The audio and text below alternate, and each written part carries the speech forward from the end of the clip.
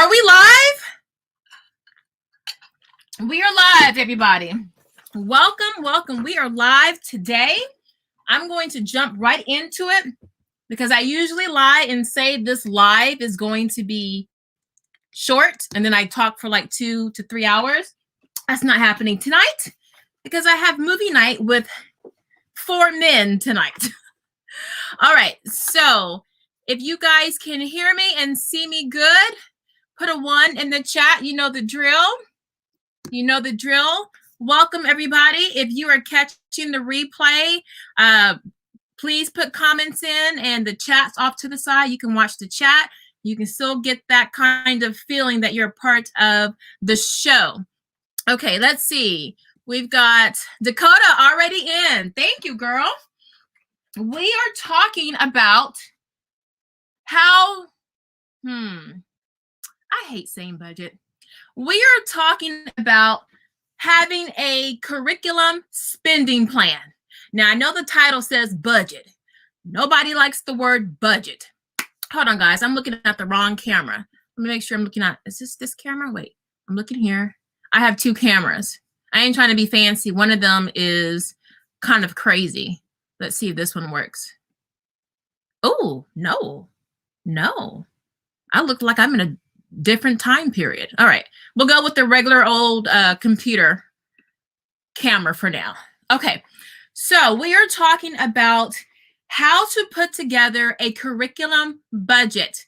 Now, I don't normally do this, but hold on. Dakota says, awesome. I have 4 4-year-old twins and a 15-year-old to homeschool. Okay, well, this video, this live show is for you, Dakota. What's up, Gloria? It's good seeing your face again.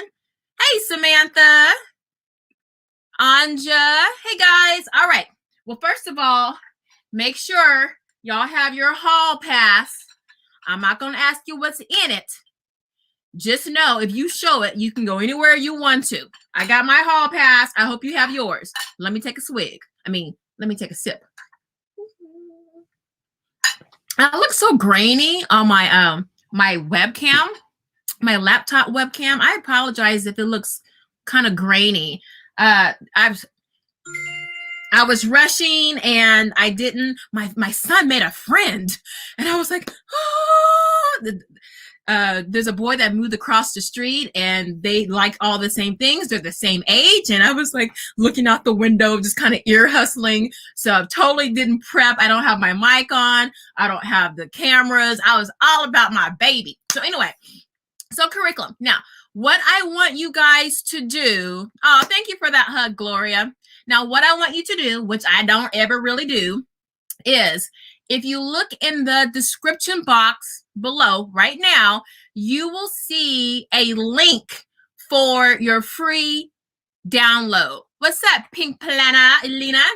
There is a link to the planner. I mean, the curriculum budget. I'm going to start saying curriculum spending plan, but I have budget on the paper. I'm going to show you what it looks like right now.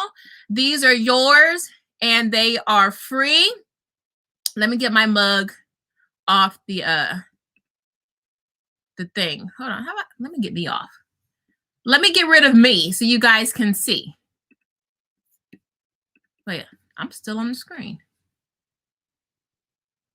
Okay, apparently. Is that what? Well, anyway, you guys can see it.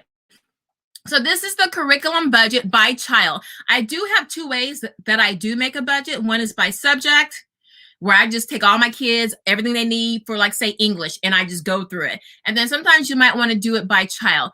With this one, if you guys can see the printable, let me know in the chat. Put yes in the chat if you can see this printable. Now, this one is black and white, and I do have a color one. I made these 2 years ago. Although it says 2020, that's when I put it out to the public, but I made this before for myself. There's the color version. I personally love color. I color code my kids. I color code my clothes. So I color coded this just so it's easy to see each child. One child is yellow, one child is green, one child is blue. And I'm not sure if you can see me pointing on here. I might have to share the screen. You know what? Let me see if I can share the screen. Okay, guys, I'm learning with you. If you can see the mouse pointer on the screen, like I'm pointing all over this printable, put a 1 in the chat. If you can see the pointer, that way I don't have to try to figure out how to share the screen. But I'm working on that. But if you, yes, Gloria, you can see the mouse pointer, because I was going to go over each thing that you see. So hopefully you can see that. Hey, Black Queen Genius. Okay, good. So you have your first child. Let's just call this one the forgetful child, right? So you're going to put everything that they need for math in this section. This is going to include the books, textbooks, workbooks, apps, games, if they're doing an online class, all of that. Now, what I'm going to probably do, I'll probably make another version of this because I usually type this on my laptop, so I don't need a lot of space. I used to write it down, but now I'm trying to do everything more digital. But if you find that it's just too small to handwrite, I'll probably just make another one. I'll just make it bigger. You know what? Okay, after the live, I'm going to take off the security on the document, which means you will be able to edit the document, and then that way you can adjust it to your heart's content. Okay, so I'll take the secured option off of that after the live. Just remind me before I get off the live, because I'm going to watch a movie with 4 handsome men. Just remind me and I'll take it off, and then you can adjust this and edit it to your heart's content. So you got your, oh, you can't see it? Okay, you can't see me doing that? Okay, well, you can at least see what the printable looks like. So you have your black version, your black and white version if you don't want to use up all your ink, or if you just don't want to have color. Okay, so you see I have math, English language, the language arts, social studies, and science. So all you're going to do is just put down everything that you need for that child in that box, and then write the cost. Now, let me tell you why I'm doing this video tonight, this show tonight. Let me put my mug back on the screen. I shouldn't call myself a mug. Okay. This is why I'm doing this, because I've been, like, I was off for about a week and a half, maybe 2 weeks with the videos, because I had some other things going on, but I was also planning our curriculum. And, you know, I got to get my mind right, and I can't have a lot of distractions. So I was putting together, starting with my oldest one, who will officially be in 9th grade, although he's been taking high school classes since 6th grade. But now things get real, right? Because you have to really start record keeping and all of that stuff, which I've been doing, but now it's more real. So I was having to write down everything that we needed. And eventually, I keep saying I'm going to start a membership site. I'll get to that eventually. And with that site, I want to share more of the personal stuff that I do. But so with my oldest one, he has online classes. He has lab. He's got his books. He's got subscriptions. It's a lot of stuff to keep track of. And I was like, I really need to be using this, not just at the beginning of the year or like the semester before the year, but I need to use this the whole year, which I was not doing. Because y'all know, you'll buy something, watch my video about being a curriculum hopper. You'll 3 months in, 2 months into homeschooling, and you switched your curriculum. That's why you need to keep a copy, a list, an inventory, everything you have, what you've spent, so you can, at the end of the year, your jaw might be on the ground and you might have to pick it up, but you can kind of see what your habits are. So let's jump into, how do we budget? Now, if you guys know how to budget for buying curriculum, put an amen in the chat. If you are on your game with budgeting for curriculum, put an amen in the chat. And while you're doing that, put a like on the video if you're liking what you're seeing. Put a like in, show me some love. Now, I'm I'm not amen. I'm because I buy curriculum all throughout the year, and I get FOMO, fear of missing out, or not FOMO. I get the shiny object syndrome. Oh my God, what? You like that, girl? It just came out. Oh my God, I gotta get it. Did you get it already? Let me see. Send me a copy. Let me see. And then there you go. The cow's out that barn. But if you can really get your curriculum together and stick to it, kudos. But we're gonna start from the beginning.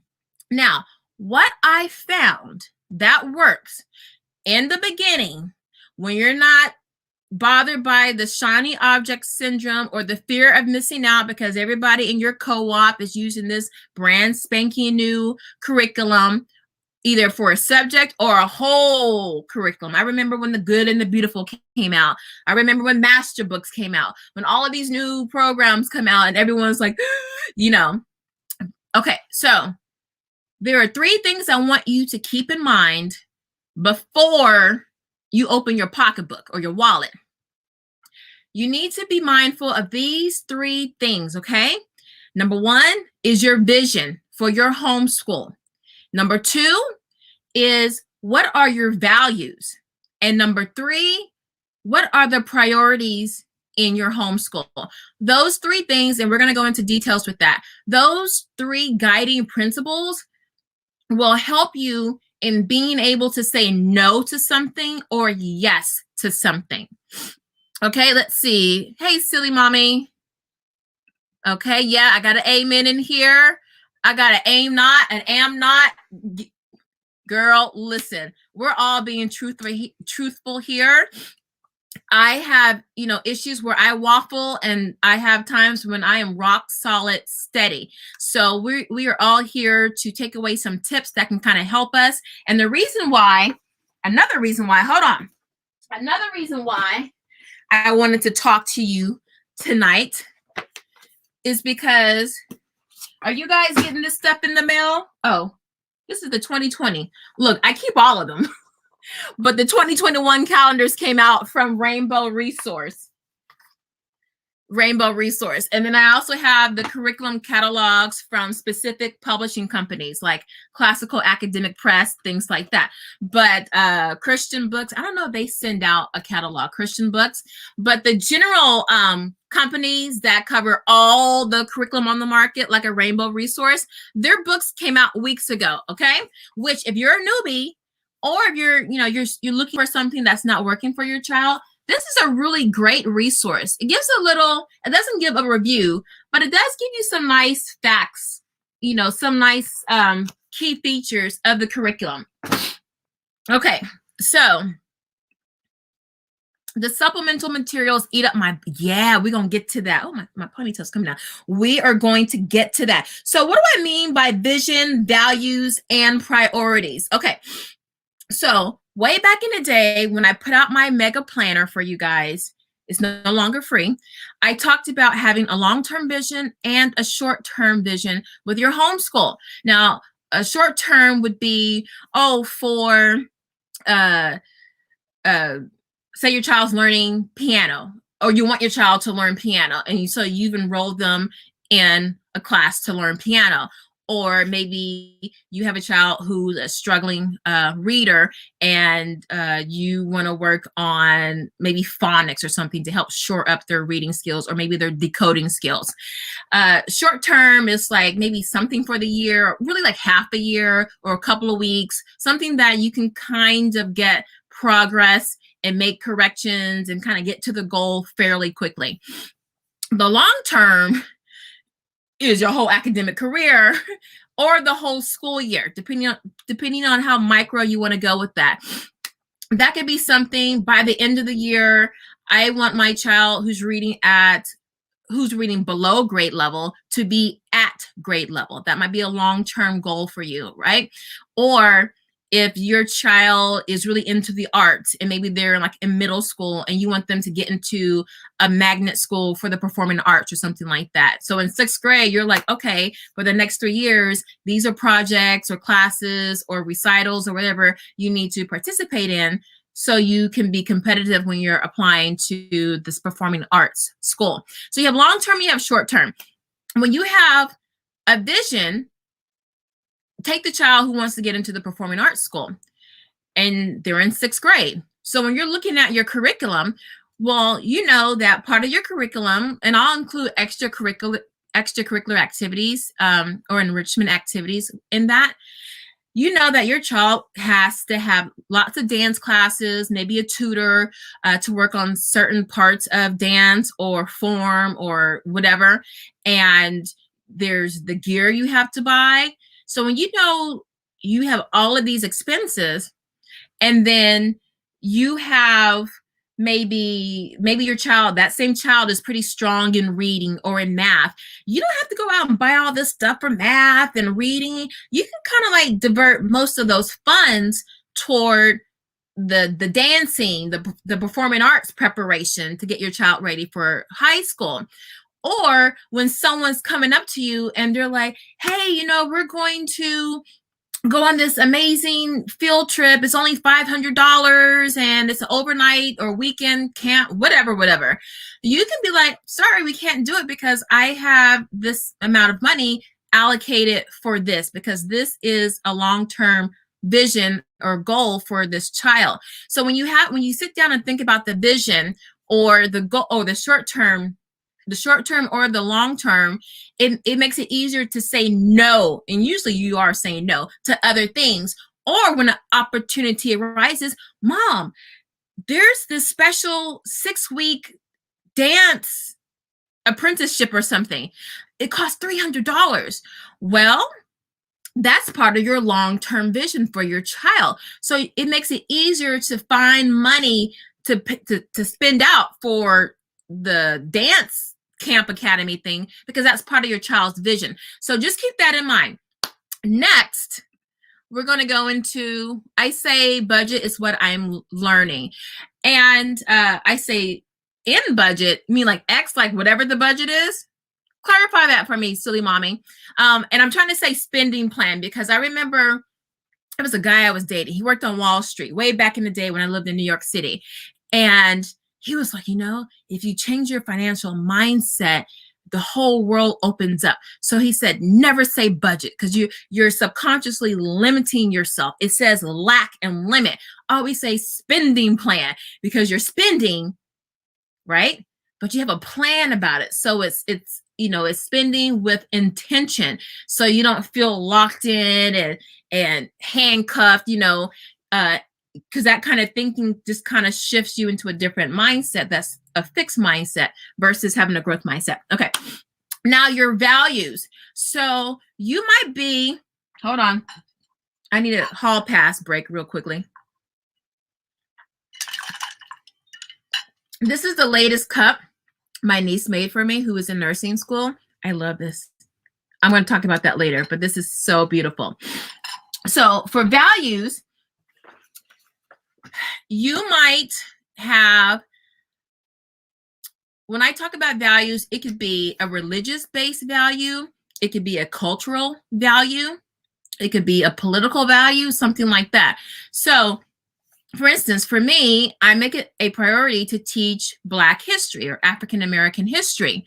Now, when things come out, like I like Bookshark. It's an all-in-one curriculum, but it also has little individual subjects that you can buy, which is what I did. I bought the history, and I only got just the bare minimum because I knew that it was going to be a supplement to what we are doing, because my value, I put more value on certain authors and books and publishers that print from an African perspective.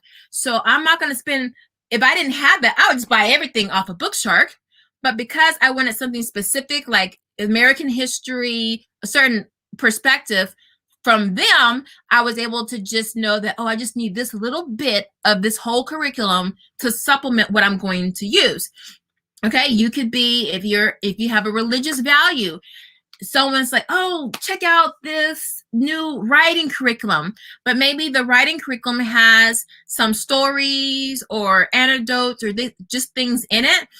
that you don't agree with. So knowing that, you don't have to worry about buying that curriculum because that's not in alignment with your values. Okay, so you guys kind of getting an idea. So when you're sitting down writing, now listen, y'all not gonna listen. You're not gonna listen to what I'm saying. Just write it down. Consider this the rough draft, right? Okay, this is gonna be the rough draft. This is like I love football. At the beginning, the summer before football season starts, I mean, like for the NFL, you have, preseason, right? Before preseason starts, you have your training camp. Everybody and their mama is in the training camp, right? And then each week, that the number on the squad or the team gets a little bit lower because, the coaches are cutting. It gets a little bit lower. They're trimming the fat. And then during preseason, they trim it a little more. They trim it a little bit more. And then when the season starts, you have your 53-man roster when you probably started with 80 people. This is your training camp right here. You're going to put down all the things your heart's content, and you'll probably have 2 pages of these, so make copies, right? And then as you go through your values, your vision, and your priorities, you'll be able to start crossing things out, okay? Because you'll be kind of laser locked on what's important. And then those things you crossed out, you can put off to the side, make another sheet, put it off on the wish list. This list becomes your all-stars, the people that make the cut. These are your players, right? These are your players. So you want to just get it down, okay? And listen, keep it in a folder or somewhere throughout the year, because I find I'm strong and I have a lot of willpower the first couple of months of school. And then my girlfriend calls me, girl, did you see? The last thing I bought was Woke Homeschooling. I love it though. I love it. But I wasn't planning on buying it. I have a plethora of history resources, but I had to have it. It adds up. It adds up. Okay, now let's go into priorities. Let's see. Naturally T says, I'm a newbie and overwhelmed with 3 in elementary school and a 1-year-old. I realized then one of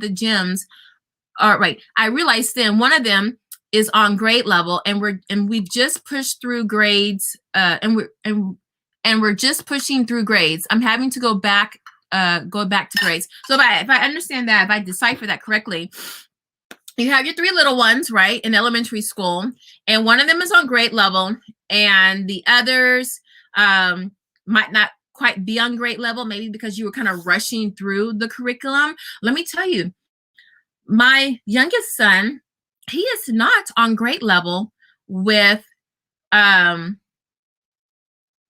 middle son, he is not on grade level with writing, okay?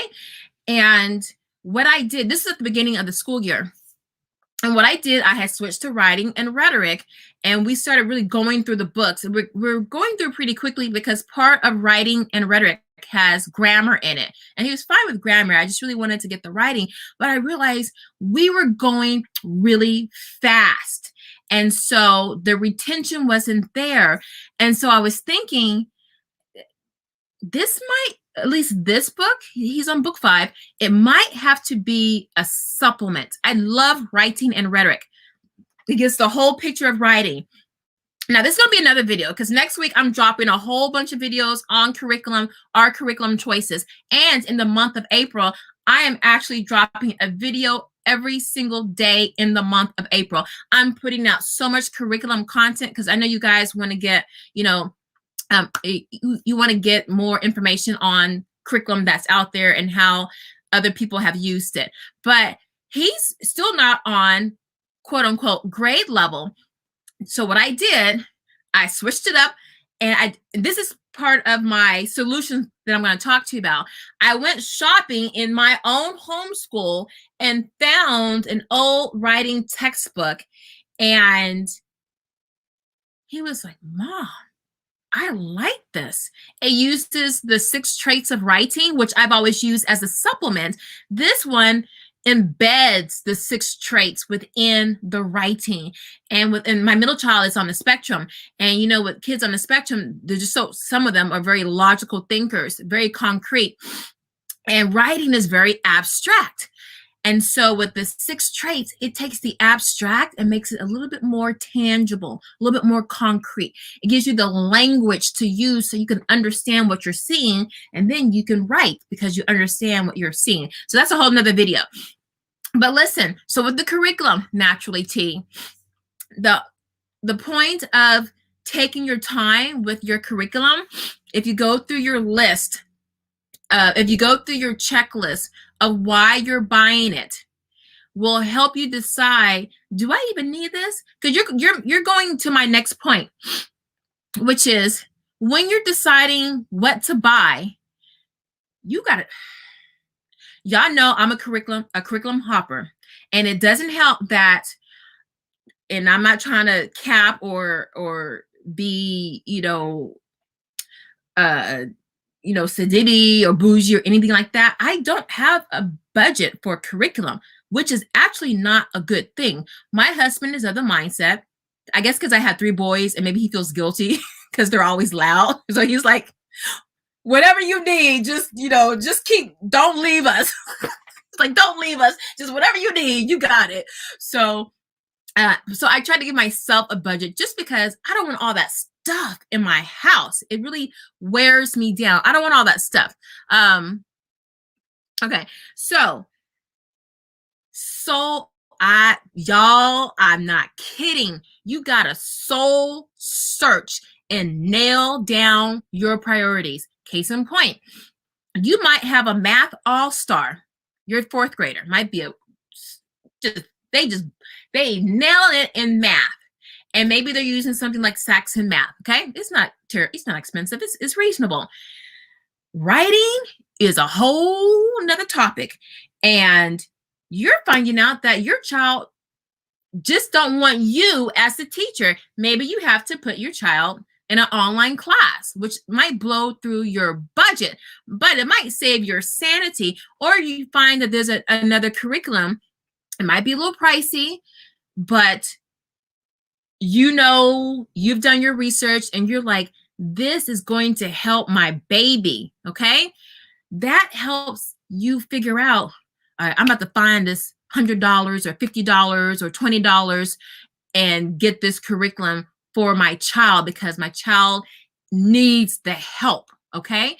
When you sit down and look at the priorities, you ain't got to, for math, maybe all you need are just some manipulatives and some worksheets or something. And then for reading, you might need a little bit extra. Maybe you do want the curriculum that kind of holds your hand. Usually those cost a little bit more sometimes, okay? So you look at, okay, out of all the subjects that my child is learning, which ones are they strong in and which ones are they weak in? And those weak ones become priorities. So if you got $200, y'all know what? My grandma, Evelyn, rest her soul, she raised 5 kids. If back in the day, in the 40s and the 50s, even to the 30s, even before then, and you have the kind of climate that you had back then, and those teachers, especially in the South, in that one room classroom, they had all the different grade levels, and they had, if they had any really real materials, it was very minimal, very bare bones, and they taught children, and they became rock stars with the knowledge. You ain't really got to buy a lot of curriculum. If you put the time in, especially during the summertime, and I'm going to help you too over the summertime, you can locate a lot of free resources. I kid you not. With math, with my oldest one, he was like a math rock star. I didn't have to use a lot of stuff with him. I had to put the time in with him, but math was our house. So with you, naturally, right now, sometimes you have to reset. Look at the curriculum that you have. Is it teacher intensive? Is it is the issue on your part as the teacher, or on the part of the child not really grasping it, okay? You got to do that soul searching to see where the issue lies, okay? And if you find that, okay, I'm cool with this, I understand this curriculum, it's not teacher intensive, or if it's your teaching style and it aligns with your child's learning style, then you want to go elsewhere and find another curriculum, okay?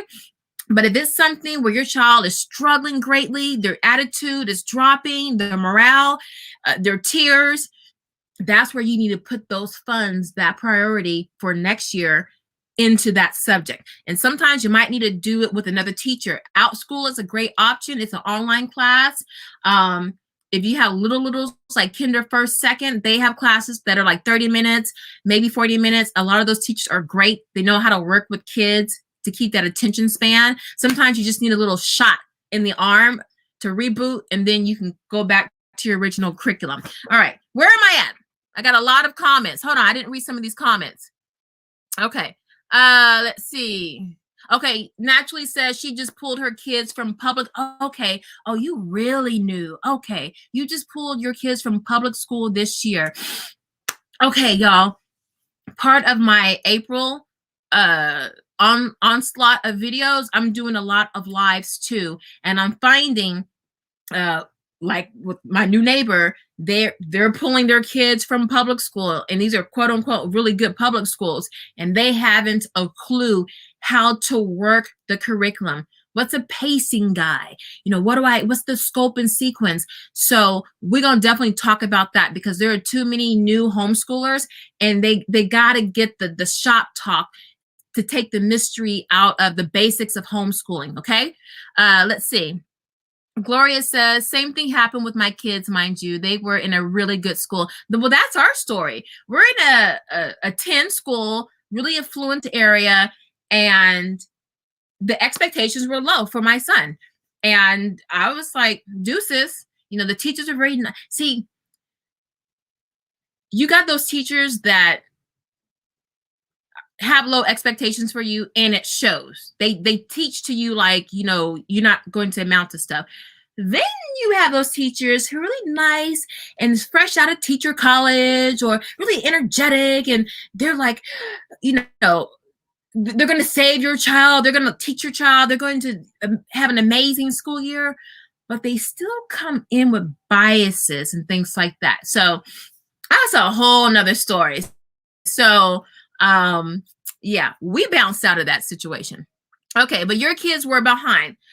Listen, so for those of you who are pulling your kids out of school, the rule of thumb, and I did this myself, I pulled my oldest one out of school after the first semester of second grade. So the rule of thumb is, for every year your child is in public school or private school, you need at least 1 month of homeschool time, of what they call deschooling. So if you take your child out of third grade, that's kinder, if they went to public kinder first, second, okay, part of third, that's 4 months of where you just get and just learn with your child. There's no, oh, he's going to still be behind. No, if you don't put the work in the beginning, then you'll keep reinventing the wheel. So put that time in to learn your child's learning style, learn your teaching style, get yourself educated on, you know, what you need to get you going with homeschool, and just get out the house.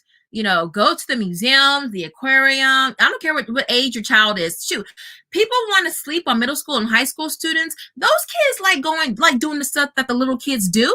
They want to do that stuff, right? Don't, you know, they want to treat these kids like adults. No, they want to hold on to the childhood before they have to go out into the adult world. All right, let's get some more comments. My middle daughter is in third grade and has no clue how to group numbers. Before homeschool, my first grader couldn't read. I see the improvement from homeschooling, so I'm grateful. Excellent, beautiful. And Naturally T, what curriculum are you using for math? Okay, because I don't know when you pulled your kids, but if you just pull them, say maybe in January this year, I don't know if you mean this year, calendar year, or the school year, just go slow with them. Take the time, look through the curriculum that you're actually using, and look through it, okay? And then try to find, especially for third grade, because third grade is kind of like a little turning point, find ways where you can be really engaged with your child. If you guys can learn together, you just want to get that relationship of mom and daughter to teacher and student. Okay, so you want to start building that up, building some of your credibility with your child as her teacher now, and just go slow because school is almost over. So just go slow with that. So, but I'm glad you're finding improvement. I'm glad to hear that. I don't have a budget either. I just do what needs to be done. That's right. And look, how many single moms out there, they will find, not just single moms, but shout out to my single moms. My sister's a single mom and she's amazing. They will find some money for something. If it's a priority, they will find that money. So you just make it work. You do without, you do a little extra work here or there. You do some bartering. Don't be doing that other stuff. Don't be on the pole. No hate. You gotta do what you gotta do. Do what you gotta do. But get what you need to get. But if you can locate resources on sale, cheap, free, a lot of stuff is really actually free. It just takes time. So you're exchanging the no cost for a lot of time. Okay. Hey, Janice, how are you doing, lady? I checked out your video about 2 weeks ago. Stephanie says, same for us this year. I have 1 in middle school and 2 in elementary, and they were all behind in the best public school around. Just teaching them to think for themselves was hard. You know what? That's one reason why I think they say to de-school, because in whether you're in the best private schools or public schools, there's still a hierarchy. There's still a chain of command. There's still this element. You can't really be too much of a free thinker because it takes a lot of time. And when you have 30 plus students, you ain't got a lot of time. So you don't have the luxury of letting someone get their thoughts out and then following up and then going back and forth. There's really not that much time for that. So just being at home with your child. Do I have my John Tanner Gatto book? Oh, there it is. Just being able to let them start thinking for themselves, because that's something new. That's really going to help them out a lot. Let's see. Anja says, newbie also, my son needs extra support in writing and spelling. I was thinking about using the good and the beautiful for our English language arts, but I'm confused how much more I need to buy to boost his writing and spelling after public school. So I don't know what age he's in. I'm assuming elementary. So for spelling, you don't have to worry about spelling right now, unless he's like in 4th or 5th grade. I would focus more on the writing.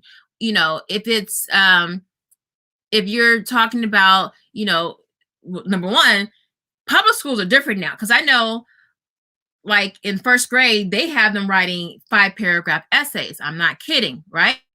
And just developmentally, children aren't there yet, right? So if you're thinking you need to boost his writing, I highly recommend looking at samples of the 6 traits of writing, because as teachers, as parents, we don't always know what constitutes a good paper, a best written paper, a poorly written paper, and kids don't know, right?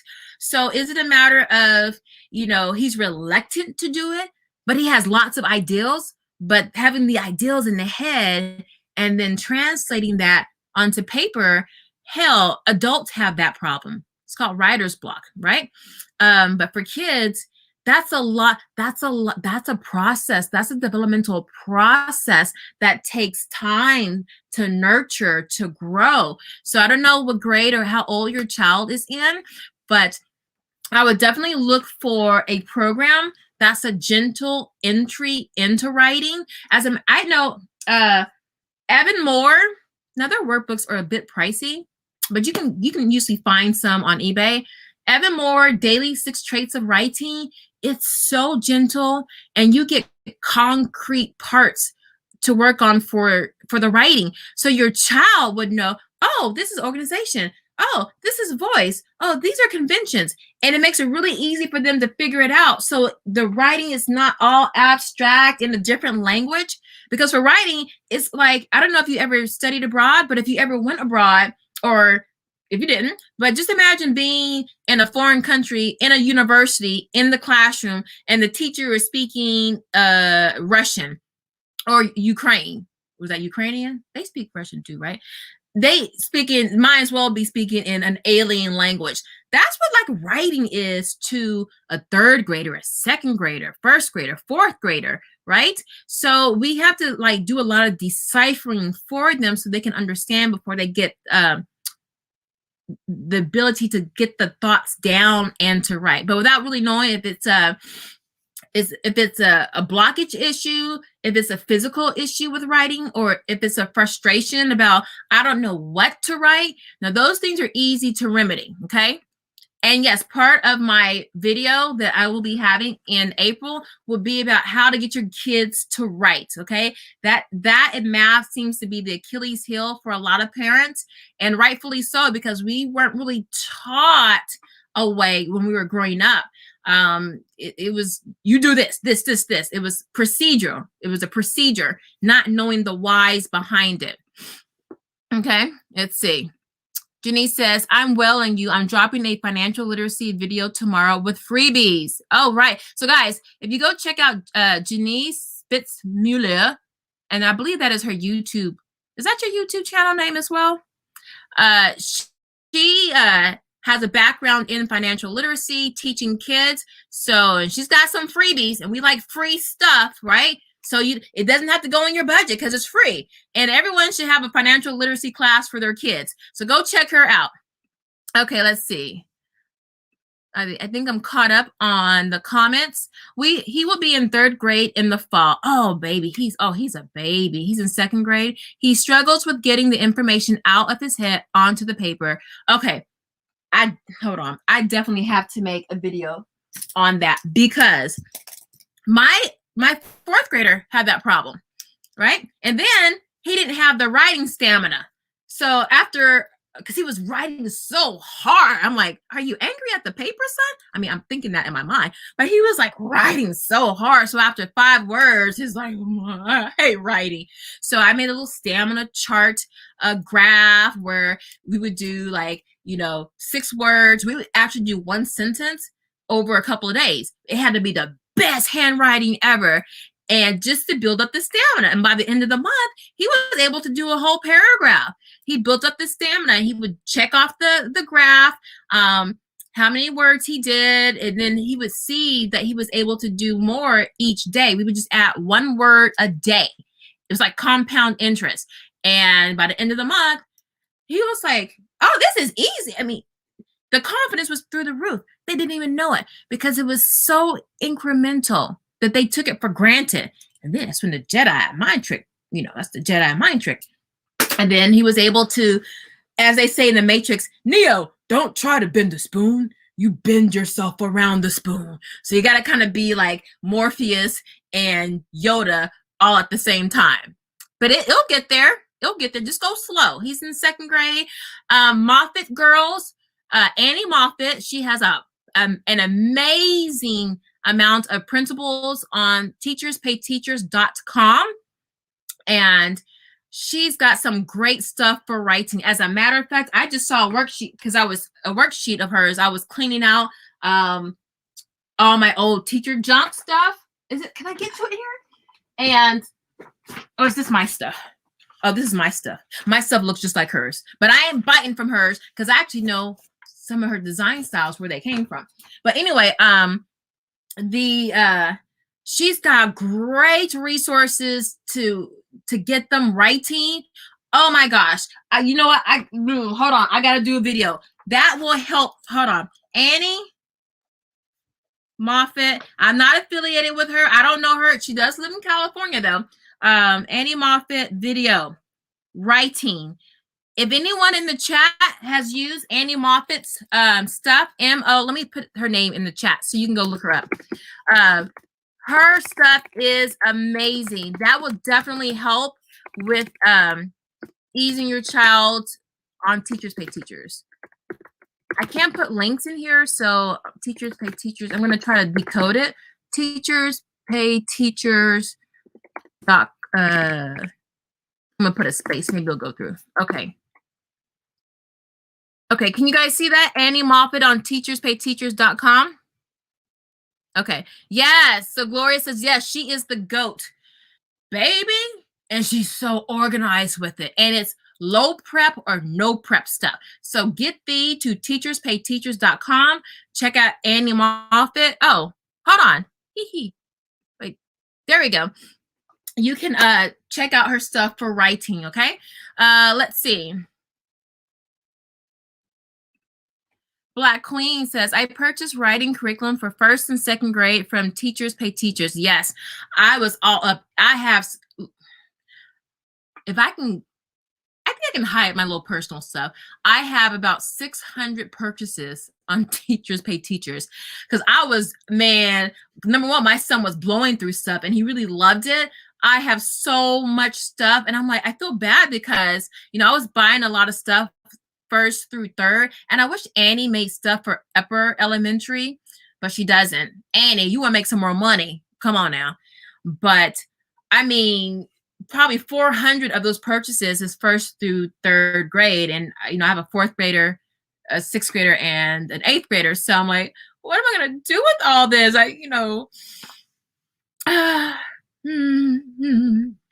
right, some of the best curriculum we have used this year was free. Absolutely. I spent so much money on curriculum that we never use, and we just started the R.L. Stein writing program. My kids are really enjoying it. You know, I find, especially if you're into Charlotte Mason, if you are a Charlotte Mason homeschool family, a lot of Charlotte Mason stuff is old. It's like stuff from the 1800s. And a lot of that stuff you find for free because it's in the public domain now. So Charlotte Mason people, you know, and I did Charlotte Mason too in the beginning. Like, I know we did spelling in the very beginning with my oldest son, which is why he's a really great speller. And it was, I want to say Spalding.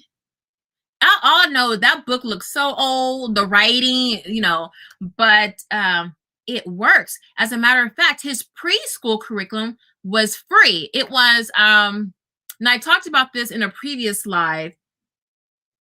Oh, y'all help me out. You know what? I do have a video that I haven't made it yet, but I'm going to put it out on free resources. But the writing program, oh, I forget. But anyway, I have it though, so I haven't, it's not forgotten. But yeah, so many things you can get for free. So back on the budget talk. Where are my notes? Okay. Let's get back on the budget talk. Let's see. Hold on. Let me try to do some more comments. I see I have to have paper for notes during these lives. Girl, you didn't know? Come on now. I got Cornell notes. Bring your notes because y'all know I go off on tangents and wait, is it 618? Okay. And you know, I forget stuff. So if you can have your notes and write it down, then you can always send me a comment to remind me to do stuff. Yes. Okay, I'm almost caught up. What? I got some money? Look at that. This is my second cash. What is this? Cash app or super chat? Thank you, Anja. A salute to the $5. Thank you very much. That will buy about $5. 5 pages worth of, no, 5 days worth of this online class that I just bought for my oldest son, the science class. So thank you for that. No, I'm gonna spend the $5 on myself, or pay for this this live stream because it cost me $20 a month to have all the fancy stuff. Otherwise, you would see all the logos of the company. But I paid $20 because I want y'all to have this extra stuff. All right, you are the GOAT. Well, thank you, Gloria. All right, Nicole, Google Story Stones. They are fun to make and a great tool for story making. Yes, if I think, I don't know if this is the same thing you're talking about, Nicole, but actually my son used this when he was in public school. It was story something. I don't know if it was Story Stones, but what you do, because at the end you print it out and the books are like 4x6 or 4x7, but you have these, it's almost like those story cubes. So you have these little scenarios, the character, the setting, and all that. And then you kind of choose, oh, I think it's on Scholastic. Yeah, it was on Scholastic. So you put your story together and then you print it out and you have your book of your own story, which I think is absolutely fabulous. So, so that's a good resource. If I think that's the same thing, Story Stones. All right, so let's get back to tips for choosing your curriculum. All right, so we talked about your vision, we talked about your values, and we talked about your priorities. Okay, so now what we want to do is figure out, once we've written down the list of everybody and their grandma's choices for the curriculum. Oh, and just as a sidebar, this is the other curriculum budget that I don't have it out for you guys. This was actually in my mega planner. But this one is a little bit more to it. It's by subject, but you see here, hold on, I keep looking at the wrong cam. I group it by classes and other purchases, supplies, and manipulatives, and then your curriculum, workbooks, textbooks, all of that, and all of that. Okay, so but I don't want y'all to be intimidated. Just start something simple. You know, because like we said, simple is good. And then this is free. So I'm only going to have this available for the next 24 hours. So go download it. Once you download it, you have it forever. So go download this, make multiple copies, and just go through your books or go to your forums and see what, like I go to the Well-Trained Mind forum and I type in 4th grade planning, 8th grade planning, whatever grade level. And then and it's a thread and they get really big. And in those threads, people list all the subjects and then they write down the curriculum that they're using for each subject. And what I like about this on the Well-Trained Mind forum is that, and you don't have to be a classical homeschooler. They got everybody, every kind of style that's on there. But what I like about it is that in like around February is when the thread starts. And then, like 2 months in, people go back to their thread or their original post, and then they do a strikeout of the curriculum, and then they have like the next choice or the next thing that they're going to, whatever they're thinking of. They don't buy anything yet. They just put out what they're thinking of. In like 3 months, half those people have struck out so many things, because they're still trying to figure things out. And then, or like their money is starting to get clearer, how much money they're going to have or not to have. And so by the time summer comes, half these people, they didn't struck out. Like for English, maybe they had 4 choices and they struck everything out and they got 1. So just get everything down on the paper. You're not married to it. And then go through based on your, say it with me, values, because I'm thinking of the Commodores, Lionel Richie, your values, your priorities, and your vision, okay? And then you can start making some headway, okay? Now listen, I heard in the grapevine there is a new curriculum coming out, and y'all gonna be rushing, trying to see what this is all about, or I think it's just like a newer edition of a curriculum. But hold on, I need a hall pass.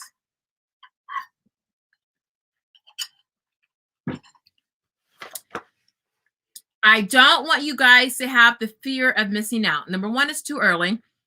And number 2, okay. Y'all seen my homeschool room tour. I got a lot of books. And actually, I have a 5 cube across IKEA bookshelf. Almost all of that, with the exception of 2 cubes, is curriculum. I only got 3 kids. I keep a lot of curriculum because I have younger kids, but in actuality, I don't need all of that. And I keep the curriculum because I figure one child might not like it, another child will, or maybe my child's not ready for this just yet. Case in point, my middle son, who's in 6th grade, He likes writing and rhetoric, but it was kind of not, I think because he's older, it was, he was getting a little bored with it. And I didn't feel it was, he got the amplification in the summary. He got that on point. But the other stuff, I felt he needed just a little bit more. So I went back to something I bought when I was first homeschooling. I bought this book from a consignment store, Right Source, because it has the 6 traits of writing in it. And I said, oh, one day I'll get to it. And I didn't. He loves the book. It makes sense to him. So a lot of times we don't have to go out and buy something. We might already have it.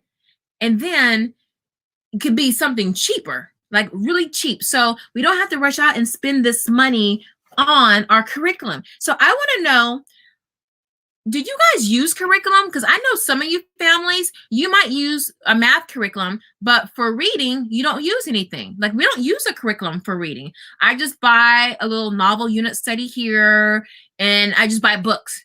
I don't have, I had a reading curriculum when they were younger just to make sure they were solid with phonics and everything, but I haven't used one since they were probably in 1st or 2nd grade.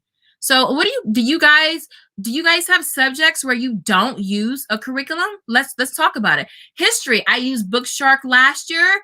This year, no, it's document. Oh, I'm sorry, I'm lying. We're using Story of the World, but I've had that.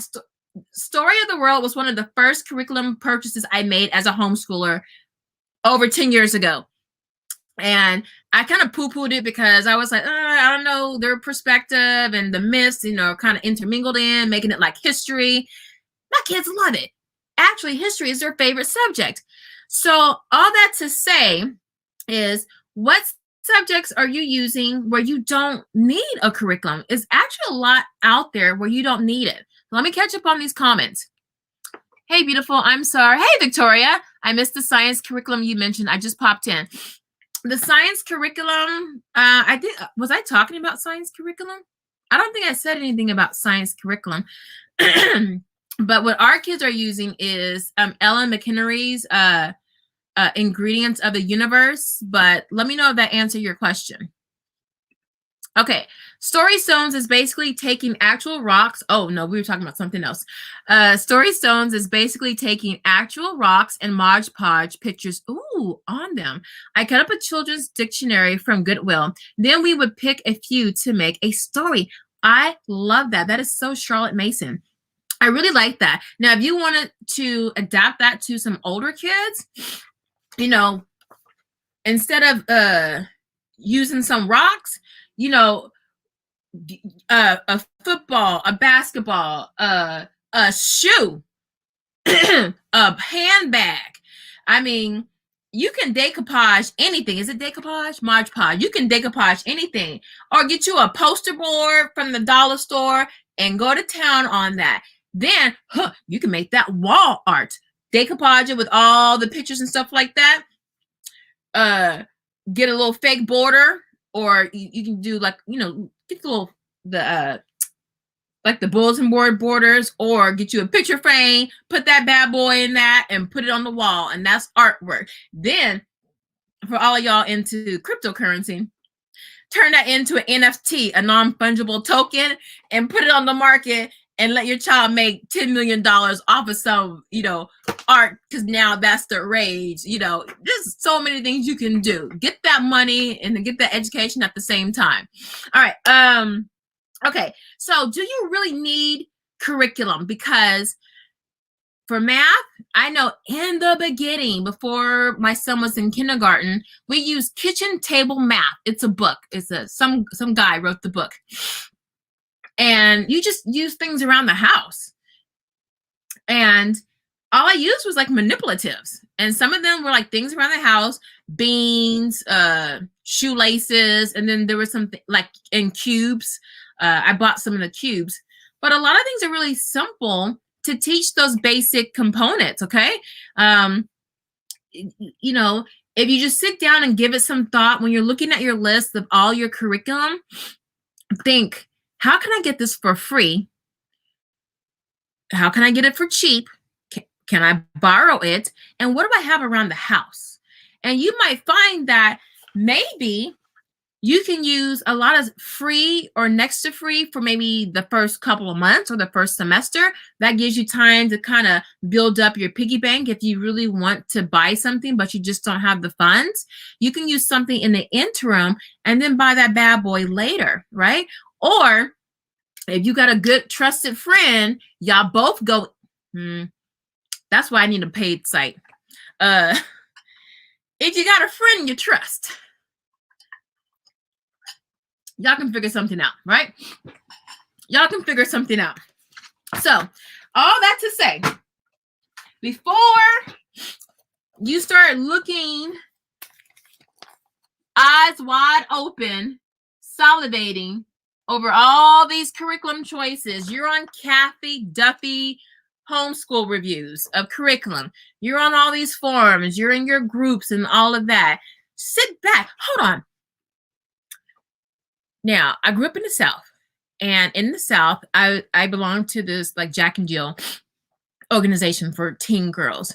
And I remember Miss Daphne, one thing she stressed, because we're doing our pageant training and our charm school. She said, whenever you enter a new situation, whether it's cheer or, I mean, that was our world back then, or just any group, okay? You want to fall back and just watch how everything else plays. You want to watch the people, the players, and what's going on. And then you make your move. Back then, the intent was your lot in life is to get a well-providing husband. So you need to sit back in the cut and watch all the guys and look at the ones and figure out, make your short list of the ones who are potential mates to marry.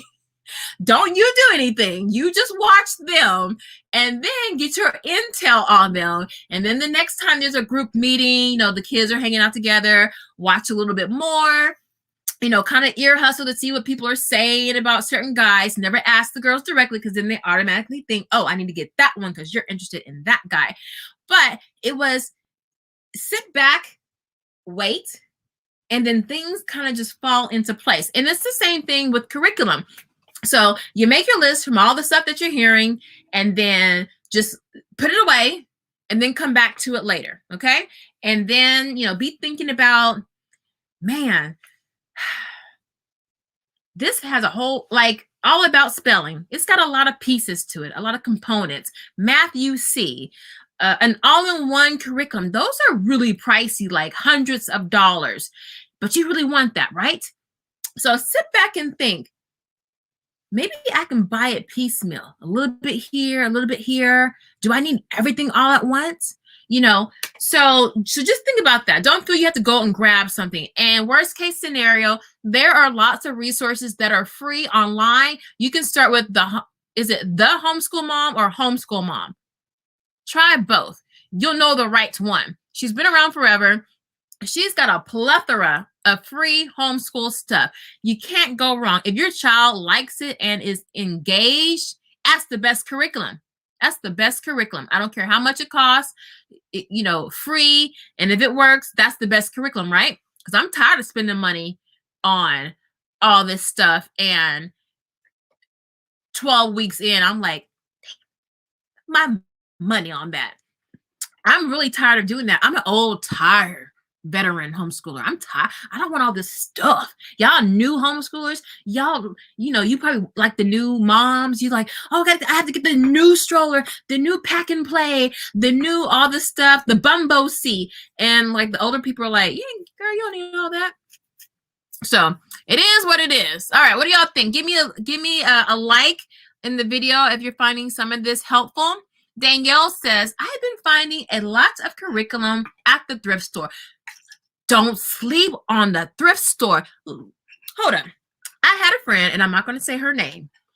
Now, she and her husband, her family, they travel all the time. They go out to eat all the time. Now, when you go out and travel, you're in hotels, you're sleeping in a bed that other people slept in, right? They don't clean those sheets very well, and they darn sure don't clean the top comforter, y'all.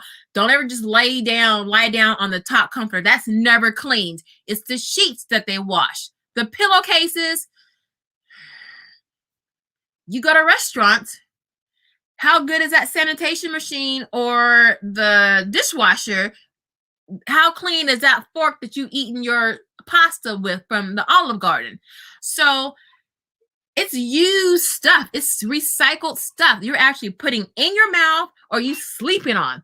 So when people are like, oh, I can't do secondhand stuff, or the library, other people's hands have been on it. What if the kid was digging in his nose and put it on the book? Okay. What if the person at Chipotle didn't put the dishwasher on the highest heat setting because maybe it's broken and your dishes were washed in cold water? Or the hotel, well, you don't know who was doing what in that bed before. So don't be grossed out with the thrift store. You just get it, wipe it, sanitize it as best you can. If anything, like for books, put a book cover over it and keep it moving. So don't sleep on thrift stores. All right, back to Danielle. Wait, let me have a little hall pass moment. Speaking of pillows, y'all can't see, but I painted my nails last night and I wasn't planning on going to sleep, but I did. Here's my pillow to prove it. And my henna stain. So I fell asleep and I was sleeping like this, both sides, and all my nails have pillow patterns on it. So I'm going to have to either put 2 more coats of nail polish over this to hide it, plus a top coat, or take it off. And I'm not happy about that.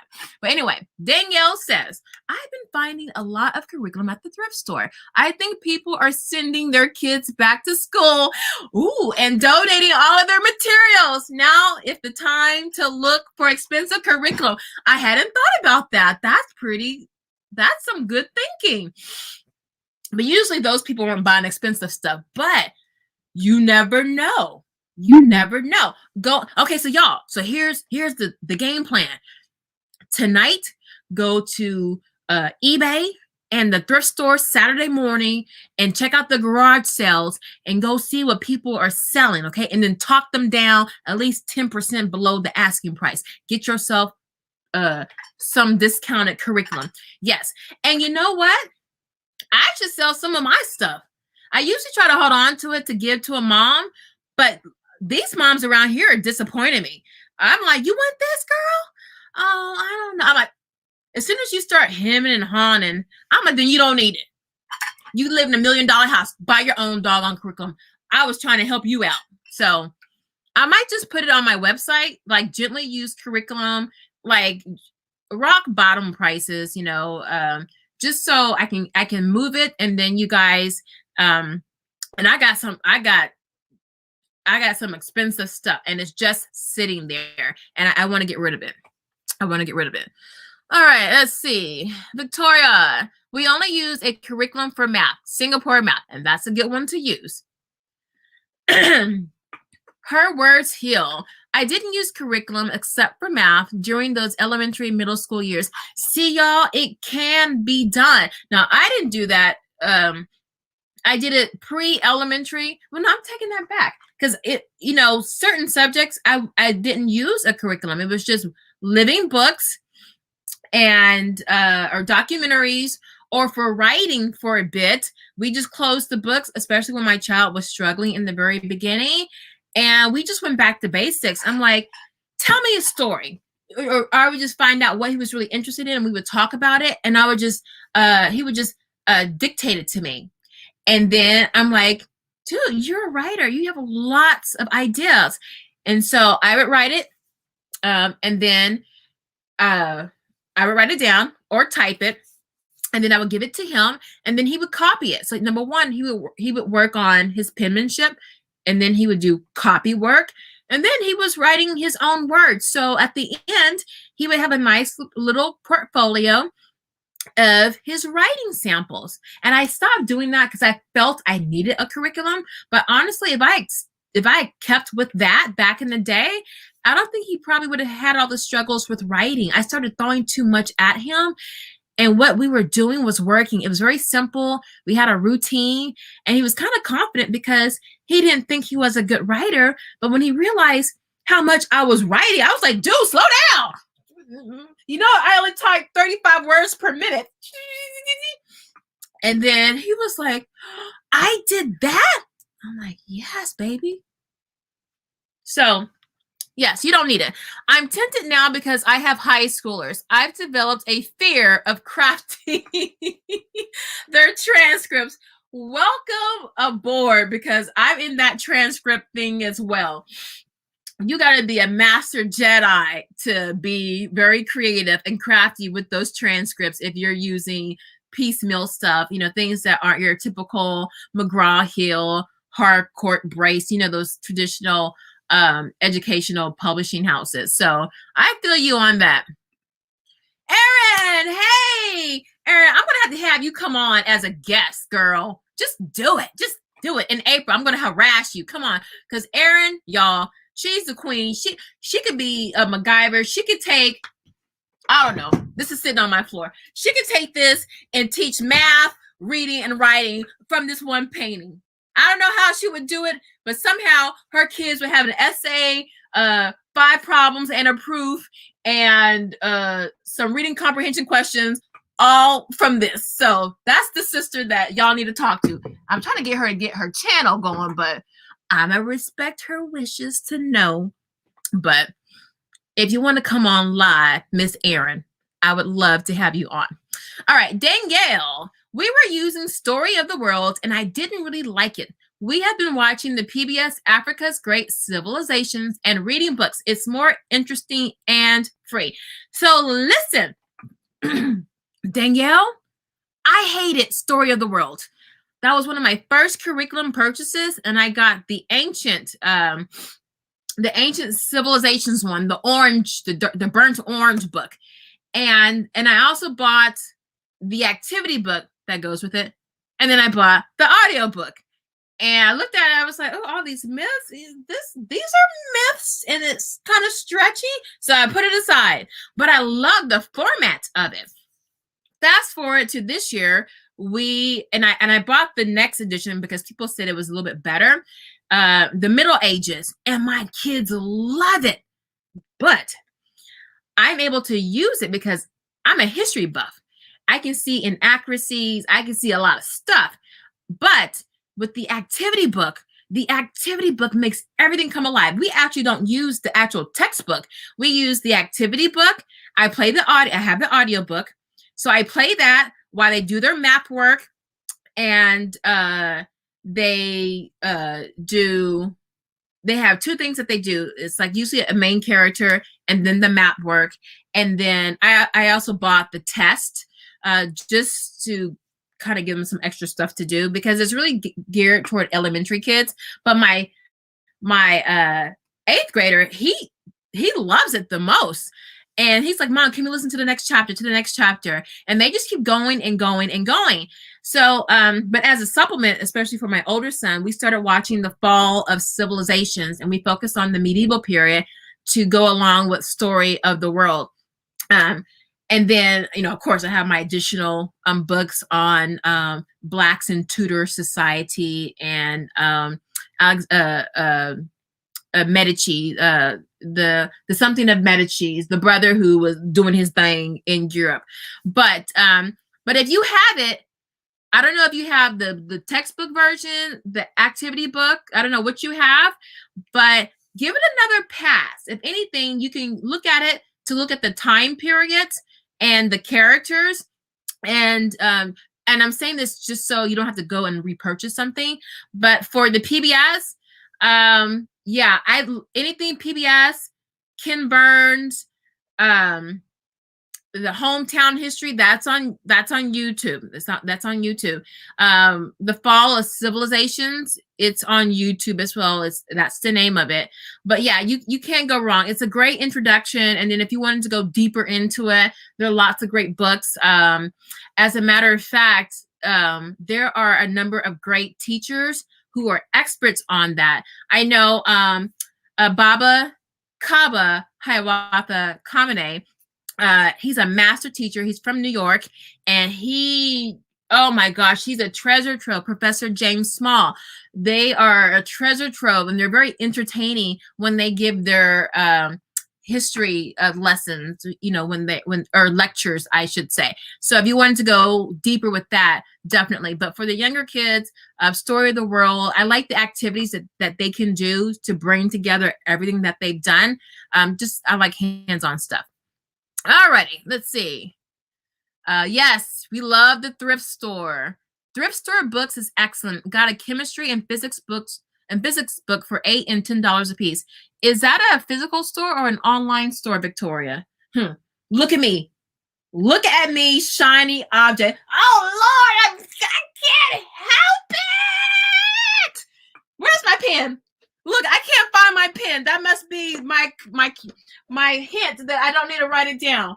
Is thrift store books, is that an online store as well? I'm just going to look. I'm just going to look. And I need to do research for you guys. So what is it? Thrift store. Victoria, is that a real store? Is that a physical store, a brick and mortar store? I'm going to check it out. Oh, look at you enabling me. Y'all stop it. All right. My state's homeschool Facebook group is buzzing with people putting their kids back in school. I ain't into that because I need my museums back. I need to walk through with like a max of 100 people in the whole joint. I don't want 200-300 kids, but that's me. Surprising, a lot of folks didn't think things through with transferring back in. Wait, your state's homeschool. Oh, the homeschool group is going back. They're putting their kids back in school. Wow, I wonder why. Because Georgia, y'all got a lot of homeschool options out there. Aaron, what do you mean? Homeschool Facebook is buzzing people putting their kids back in school. So were they just temporary homeschoolers? But kudos to them if they joined the Facebook group, but they were just like a temporary homeschooler, like a COVID homeschooler. Let me know, Aaron. Yes, indeed. I got to declutter over here. Listen, I've been off YouTube for about 2 weeks. I think I did one video. Number one, I was planning my son's schedule for the fall, and I was shooting a lot of videos. Excuse me. Oh, my throat is dry. Why is my serum not working? And I was shooting a lot of videos for April. I was just grabbing every little thing I could that I've used and just giving a review on that and a walkthrough just so you guys can have questions.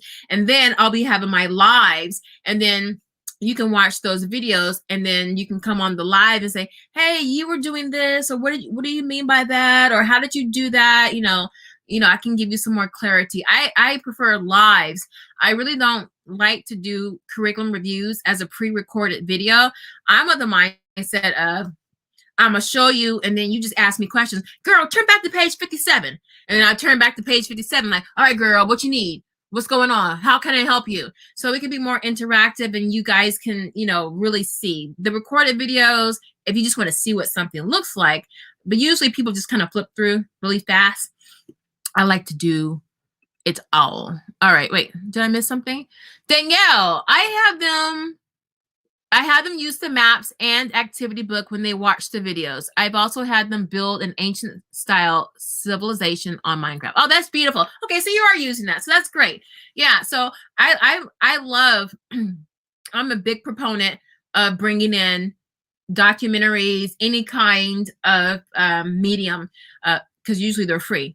Although Amazon's not really free because it's Prime. I have Prime, so technically I am paying for it. But Lord knows you can stock up on a lot of free videos. Well, videos. They were people who homeschooled for COVID. Oh, okay. I was surprised more didn't just use the virtual charters like, yeah, Connections Academy, instead of doing independent homeschooling if it was only for a year. Yeah, a lot of people, either they don't know, or they get caught up in the herd mentality. This mom is doing that, so they're gonna go with that mom or something like that. Or they were like, I can do this. And then reality set in. Because remember, once you've been in public school and you've had your kids out of your hair, and if you were a stay-at-home mom, you have the house to yourself, you probably want to go back to that way of living. So I could totally see them sending those kids right back out the door. Go get that bus. Hurry up, run before you miss the bus. Lily. Hi, Lily. What recommendation do you have for art for a 7th grader? Lily, I suck at art. Can anybody help Lily out? I need to do better. I have the masters, which is it was free. It's all the great masters of art from the impressionists, Taoism, Cubism, all of them. I think I used it for a week or two. I know there are great online programs. I've heard of them. I just can't think of them off the top of my head. That is one area that I am weak in, and I need to do better. So if you guys have any suggestions for art, I think there's mapping your way around the world. I'm not sure. I mean, my kids all do, they all play instruments and they read music. Wait a minute. I am doing art. I'm just not teaching it. I have 2 kids. Well, all 3 of my kids do piano. So yeah, and they've been doing piano 4 or 5 years. And then my middle child, he switched from drums to piano last year. But like for fine art, we haven't done it. I've put them in art classes at a learning center, but I've really never taught art, which is probably why they don't really have an interest. And that's my failing. And I really need to get them more exposed. Like we've been to the opera and things like that, but I haven't sat down and taught them. So I do need to work on that. So ladies or men, if you have something for Lily, she needs art for a middle schooler. Let's see. Have you tried Outschool? If so, what classes did your kids enjoy? Ooh, that's a good one. All right. Okay. In the meantime, if you guys have art, Lily, I'm going to do some research for you because I have, they're homeschoolers. One, she just wrote a book and she was my son's art teacher. She is amazing. Her name is Abigail. She's on IG. And I think she's trying to do some online classes to teach art. But wait, art for Lily, get resources, especially for the upper grades. But hold on. Okay. Because I want to make sure that I address that because that's important. I love Outschool. My kids are, all 3 of my kids are in Outschool classes right now. My oldest one is doing Dungeons and Dragons, and his math tutor that he's been using all year is on Outschool. My middle son, my 6th grader, he is doing, it's a math class. It's decimals, ratios, and rates. It's a 4-week class. With my oldest one, that's an ongoing class. You can just kind of come in and out whenever you want to. And my youngest one is in a long division and multiplication class, which is, it's 10 weeks long. It's a really long class. I think 5 weeks on multiplication and then 5 weeks on division. And the teacher is great. He actually loves it. I think it's just something different. She's really energetic. And because right now he's doing Beast Academy online and it's a little bit more serious. But this is just like, it's fun for him. So he's loving that. And the reason why I put him in that is because Beast, they don't spend that long on a topic, at least not for us. And I know the pitfalls in the math scene. And so my kids have to be Gibraltar rock solid with fractions, long division, multi-digit multiplication, and then decimal rates, well, at least decimals. So I just wanted him to have a little bit more practice. And I like that he's like writing and wanting, he's like excited about it. So it's really the teacher's personality. So that does make a difference. We love Outschool. We've done so many classes. We've done over 100 classes. We've done teaching multiplication with M&Ms, subtraction with Skittles. We've done money management classes. We've done Spanish classes. Child, we've done a lot just over the course of the years, like 4 or 5 years. Like actually, back when they were small, I want to say 6 years ago. I don't remember how long. I actually talked to the owner because I was trying to bring Outschool into our charter homeschool, like maybe getting it as a subscription service for the students. And I forget his name, but it was a nice gentleman. But yeah, Outschool was like really, really tiny. They maybe had like 5,000 subscribers or 5,000 accounts. So let's see here. Nicole, my kid learns so much from podcasts. Oh my gosh. I'm glad you said that. Listen. Oh my, see, this is what happens. You got too much information, then you don't do anything. Paralysis analysis. I have a list of podcasts that I love, that my kids love. One of them is, it's a science podcast. And another, Miss Dinks, what is it? Hold on. Let me just, I'm doing a video on that one. Podcast list. Because one of them does old radio. Now, if you're of a particular age, I'm not, but that age got me into old radio, like Michael Diamond, Shane, whatever, Bulldog Drummond, Philo Vance, the Green Hornet, just all the gumshoe detective stories, and then you have then it kind of Miss Marvin Maples, all that kind of stuff. But so there's this podcast, and you guys probably know about it, but it goes over history. It's just think of if you ever watch Crash Course on YouTube, the guy who does the videos, like his little dry wit kind of style. I wonder if it's him that does it. It's a phenomenal podcast, but it's got a lot of subscribers to it. It's amazing. But I listen to podcasts all the time. I'm definitely going to do a video on that. I might have my son do it because he'll just listen to it while he's doing puzzles and stuff like that, especially now because he's on punishment, no computer at all for the whole month for playing video games during class, which is a huge no-no. So he got cut off from the computer. Everything is wiped off his computer. He was so devastated. Oh my God. You saw his eyes. It was his eyes. It was like, he was dead man walking. He didn't believe it at first. And then when he saw nothing on his computer, it was like getting that blue screen of death on Microsoft on a PC. Now he's fine. He's rediscovering stuff in his room. So I love it. I'm like, mess up again. Come on. Victoria says, we love Outschool. Professor Fogel for Model UN, Dr. Gifford for Chem and Physics, Arwen Hubbard for Astronomy and Environmental Sciences. We did Arwen. Yeah, so for science, if you guys, for some of those subjects, in one of my videos, I talked about subjects we neglect to teach or that we feel we can't teach. But those that you neglect or you just don't have the bandwidth for it, Outschool is great for that. Fogel for Model UN, you got chemistry and physics, you got astronomy. Yeah, let your kids get on and just let them look through and see what's interesting to them. That's a good one, Victoria.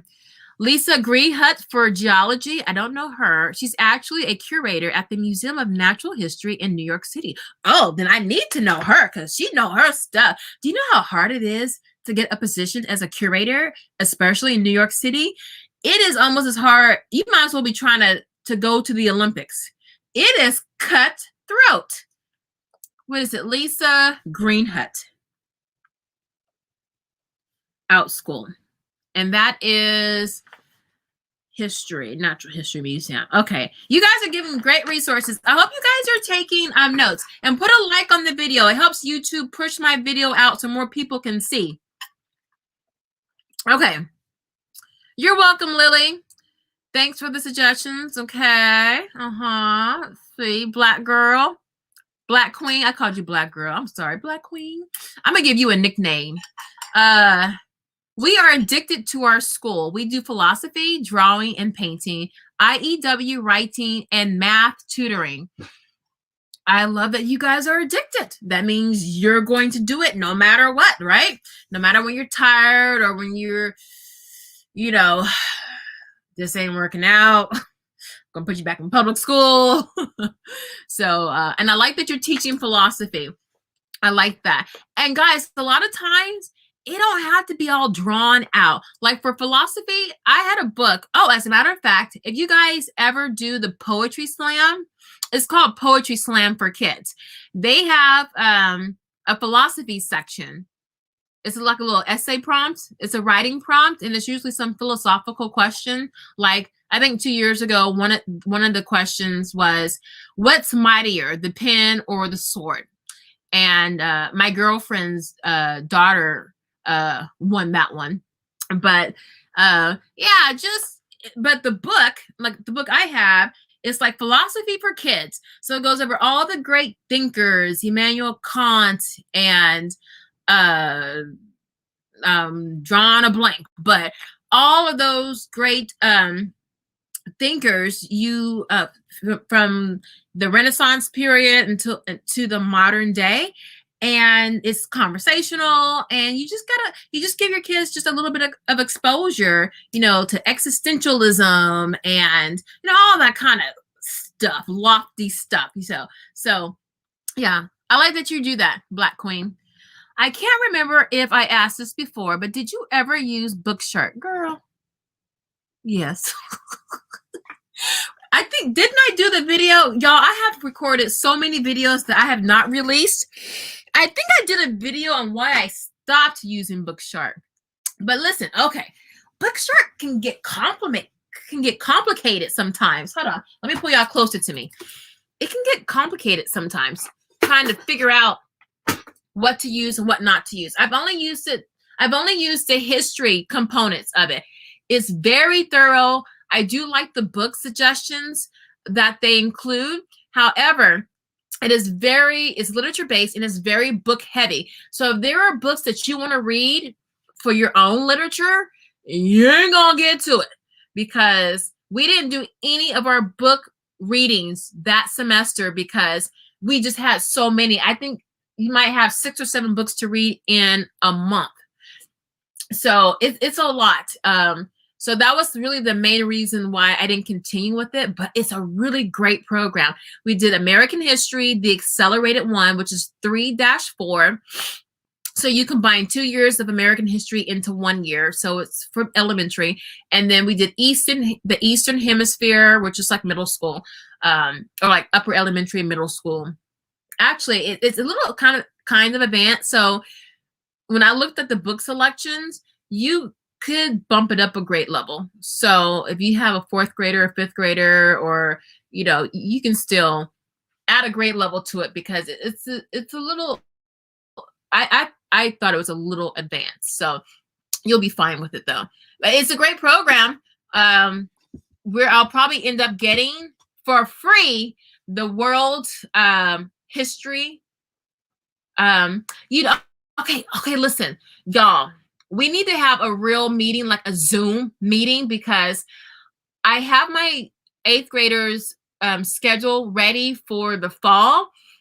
Just a few little tweaks for history.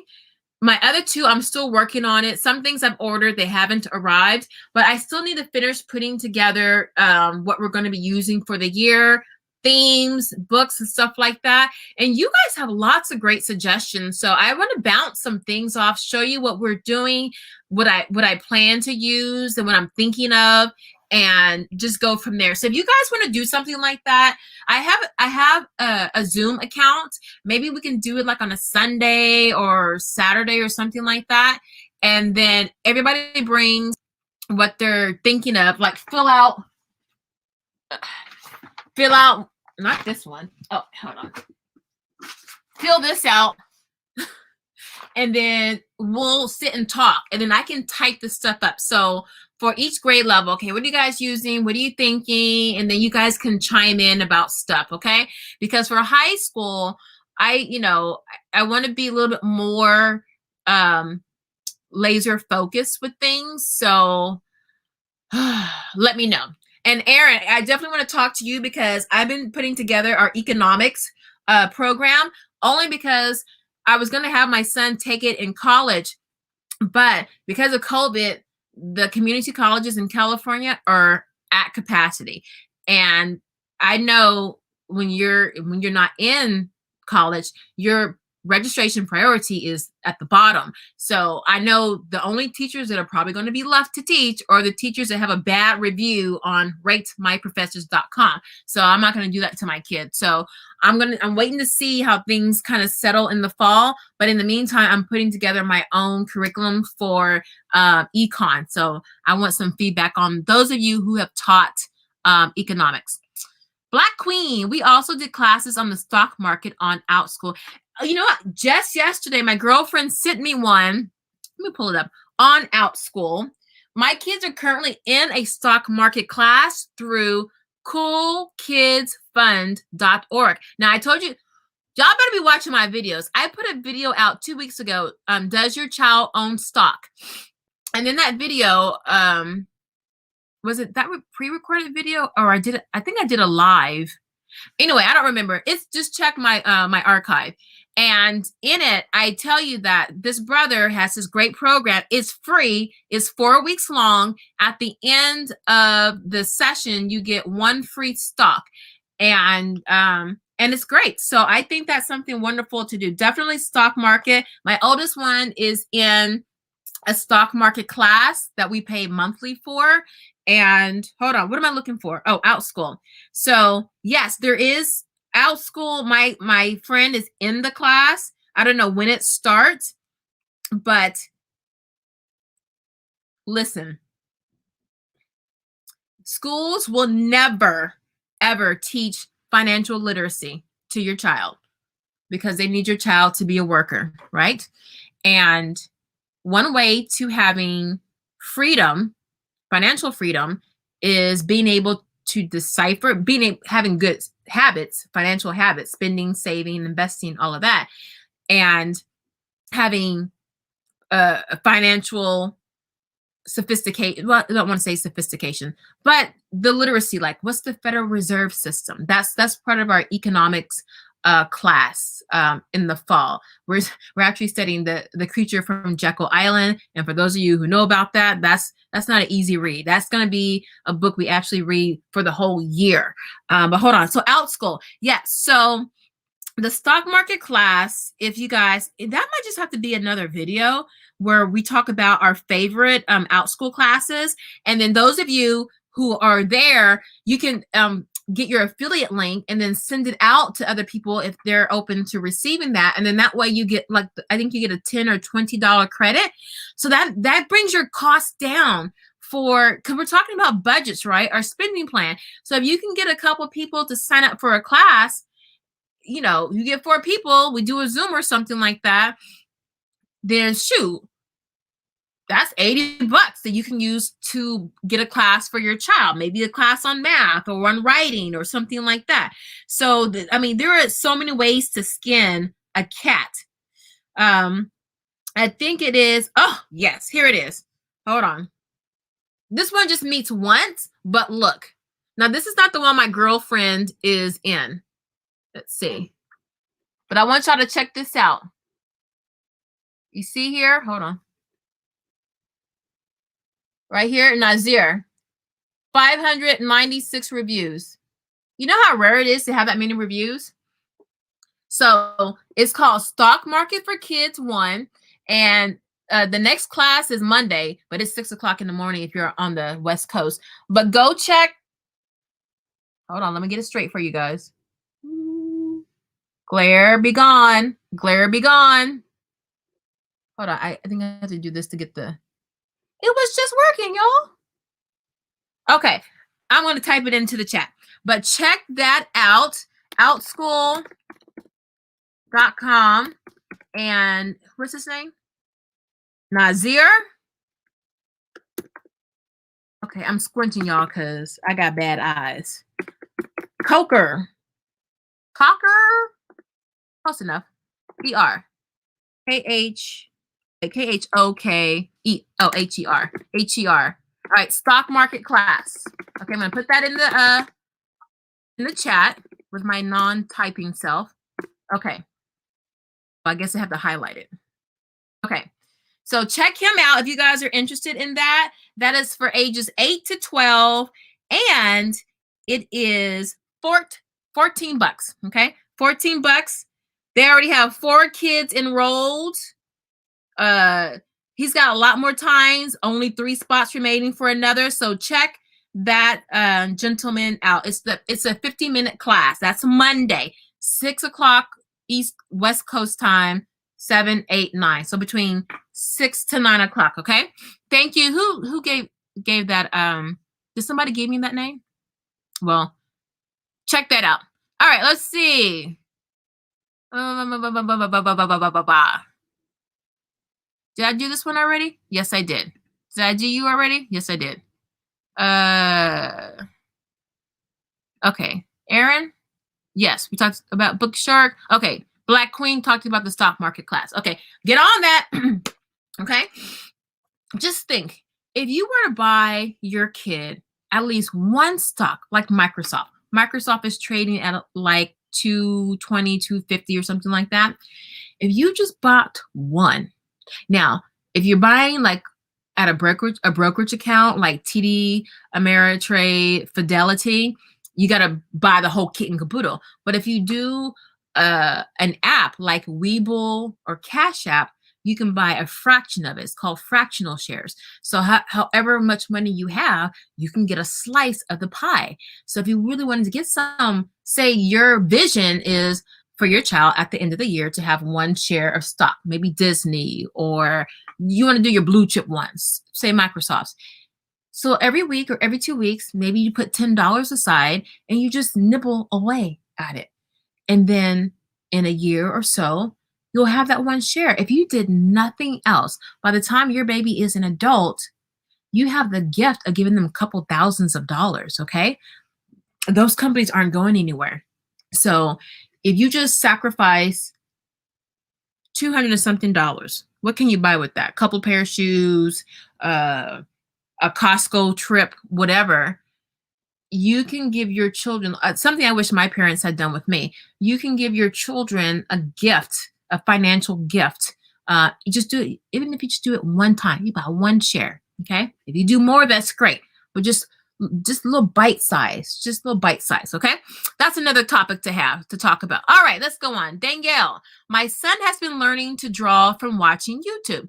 We have creative time, and my kids can pick any creative interest to work on. They have worked on drawing, coding, music, writing, songwriting. I love that because we don't, a lot of times we don't spend that much time on creative pursuits. Oh, you know what? The person who was talking about art for 7th grade. Now, my kids are into music.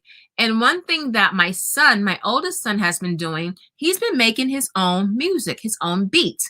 And he made one based off of our dog. But I was listening to it and I was like, where'd that come from? He goes, oh, that's my joint.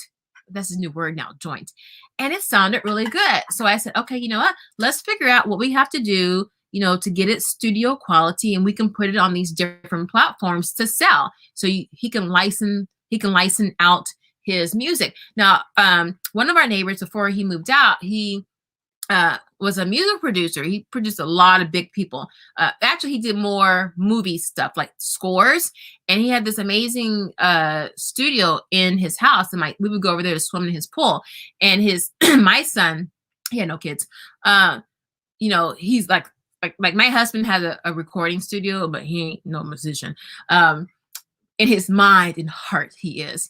But I was like, dude, this could be a way to make money and to work on your craft. And you don't have to have a fancy studio or anything like that. You can download GarageBand on your phone, on your laptop, and make music and sell it, put it on Epidemic Sound or all these other apps or platforms where you can license out your music. And so their creative interests can become profitable. Okay. So those are some things to consider. Let's see. We are addicted to school. Okay, we did that one. What do you think of Math Mammoth? I know you love Beast Academy. There's nothing wrong with Math Mammoth, but you got to know your child and you. I know, as a matter of fact, I have Math Mammoth 3 because I'm trying to build up my intestinal fortitude to create a master video on the top 10 math curriculum books out there, programs, and compare them. I have all 10. I have 10 of them. Saxon, Mammoth, Matthew C., Beast, Singapore, Life of Fred, although someone consider it that. I'm missing 2 more. Oh, Mequon. A lot of people don't know about Mequon. And maybe I only have 8. I forget. I got a lot. But with Math Mammoth, I like that it's very incremental and it's very procedural. But I had so many other things that I had tried that my kids really liked. I just got it because I still didn't know, I wasn't that familiar with it. So I actually got a little bit of everything. And again, I had the 3rd grade version. So I just really never got to it. And my son was kind of like, meh, when he saw the layout of it. So, so there you go. But I will be doing a deeper dive comparing the scope and sequence of all of those, the math curriculum. I'm not saying curricula, all the math curriculum books, and the complexity, of the problems, like, how deep do they go with fractions or with this? And, who would be an ideal candidate for this? Does your child struggle? Does your child hate math? Does your child really excel? Does your child get the big picture? Does your child just need to know the rules and that's it? Is your child more, he can, like the art of problem solving, like Beast Academy, it's a lot of discovery approach where sometimes you're just given the problem and you have to figure out how to work it out. So all those different things come into play. Okay. A Zoom meeting would be great. Y'all want to do a Zoom meeting? I want to do a Zoom meeting. That would be dope. I'll put a poll out in the near future to see what you guys think. And that will give you guys time to start jotting down what curriculum things that you like and all that stuff. Good. Okay, so Danielle's down for the Zoom. Black Queen says I'm off on Sundays. That means you're on for Zoom. Oh, we're going to make that happen. I just got to figure out when. Just let me know when. I'll be happy to learn and share. Yes. And everybody is participating. You ain't got to show your face, or if you want to show your work, just move your face off camera and then just show us what you got, or wear a mask. So we're not going to bite. I'm going to be real. I'm not going to have no makeup on. My hair going to be a hot mess. We just going to be here as a family, just chilling. Cat's down with the Zoom. All right. So I'll be putting that. We've been out here an hour and 47 minutes. Y'all always get me. I said an hour. Look, okay. We haven't decided on the movie. We've been into Eddie Murphy movies right now. And it's either going to be The Golden Child or Beverly Hills Cop 2. So I don't think they decided because they probably would have been in here to come get me. But let me go faster. I got to bounce. Hanging out with you was fun. Love your energy. All right, Janice. We'll see you at the next live. That's me. Fidelity allows people to purchase fractional shares too. They do? I have an account. How come I don't know that? Y'all listen. Breaking news for me. Fidelity allows you to buy fractional shares. Well, I'm going to definitely check that out. Most definitely. Because I actually have 2 brokerage accounts for 2 different portfolios. One is like my dividend portfolio, and then my other is like my regular portfolio of regular stocks. It just makes it easier to kind of keep things together for me. But that's a whole nother thing. Okay. My son took beat making courses this summer with Alberton Live. Is that on Outschool? You guys are giving me all kinds of gems. Is that on Outschool? Beat making. I've seen a lot of beat making classes. I don't know which ones are good, but Ableton Live. Is that on Outschool? Beat. I'll look it up. Beat making class. Okay.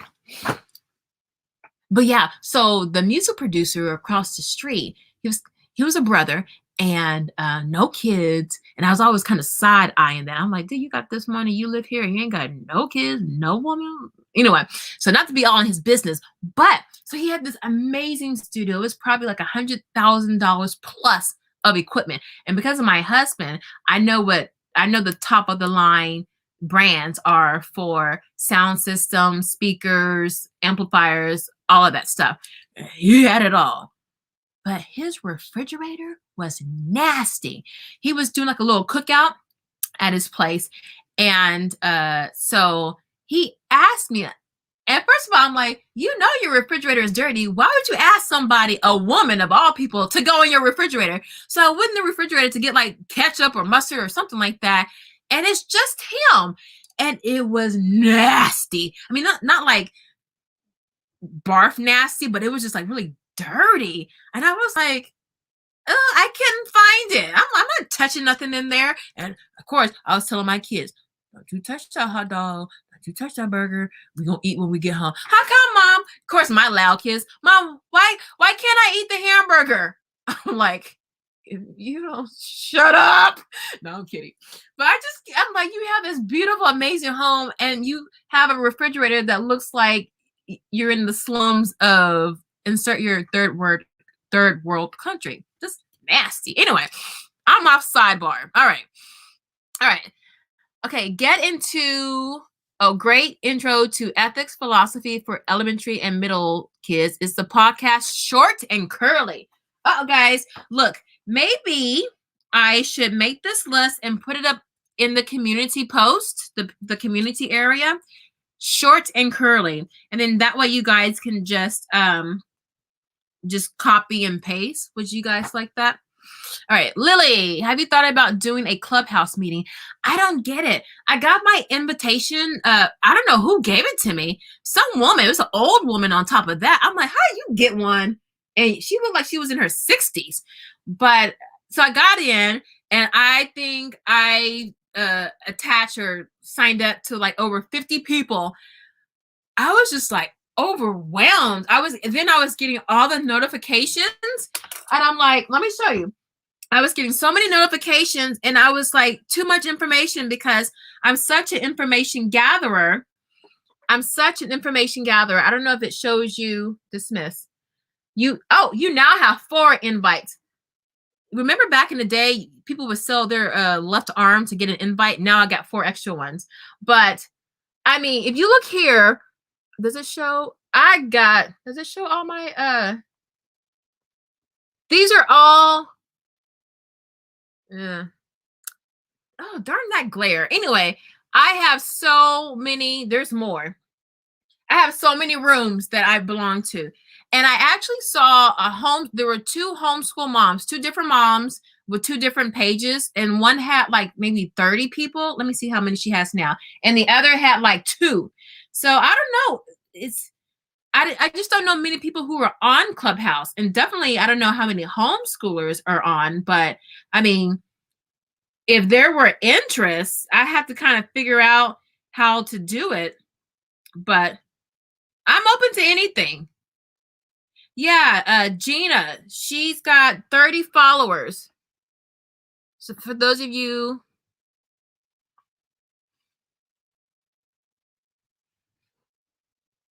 can y'all see? Actually, I just started following her because I unfollowed a lot of people.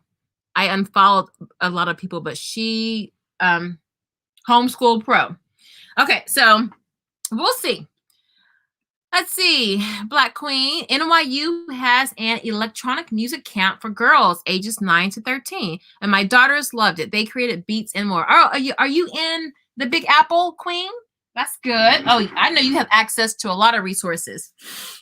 Good. We need more girls in the music industry, right? You know, we need to kind of get control of that. What if the neighbor watched this clip?